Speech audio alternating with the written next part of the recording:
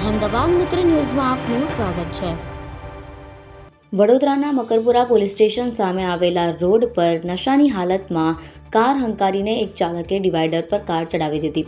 આ બનાવ અંગે માંજલપુર પોલીસ સ્ટેશને કાર ચાલક વિરુદ્ધ પ્રોહિબિશન એક્ટ તેમજ મોટર વ્હીકલ એક્ટ હેઠળ ગુનો નોંધી આગળની કાયદેસરની કાર્યવાહી હાથ ધરી છે। આ કાર ચાલકે નશામાં અન્ય ટુ વ્હીલર વાહનોને અડફેટે લેતા હોવાનું પણ હાજર લોકોએ જણાવ્યું હતું। પોલીસે આ ચાલક સામે ગુનો નોંધી હાલમાં વધુ તપાસ હાથ ધરી છે। ગત રાત્રે મકરપુરા પોલીસ સ્ટેશન સામેથી પસાર થઈ રહેલ એક સફેદ રંગની અર્ટિગા કારના ચાલકે દારૂના નશામાં કાર પરથી કાબુ ગુમાવી દીધો। કારને રસ્તા વચ્ચે આવેલા ડિવાઈડર પર ચડાવી દેતા પહેલા તેણે કેટલાક ટુ વ્હીલર વાહનોને પણ અડફેટે લીધા હોવાનું સ્થાનિકોએ જણાવ્યું।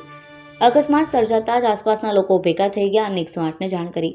ઇજાગ્રસ્ત કાર ચાલકને શ્રેયસ 3 રસ્તા પાસે આવેલ ખાનગી હોસ્પિટલમાં સારવાર અર્થે ખસેડવામાં આવ્યો। ઘટનાની જાણ થતાં જ માંજલપુર પોલીસનો કાફલો સ્થળ પર પહોંચ્યો અને હોસ્પિટલ પર પહોંચ્યો।